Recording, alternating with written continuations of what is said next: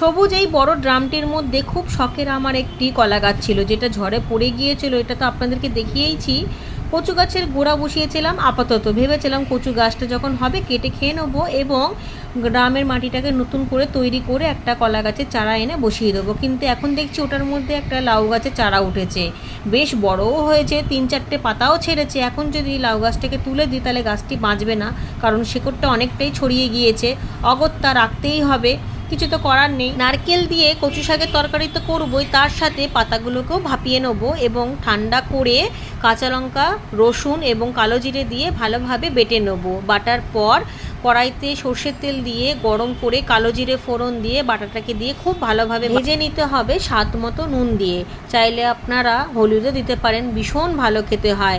আমিও এই বছরে করেছিলাম প্রথমবার, আমার দারুণ লেগেছিল। সেই জন্য এবার গাছের কচু শাকের পাতা দিয়েই করব, দেখি কেমন খেতে হয়।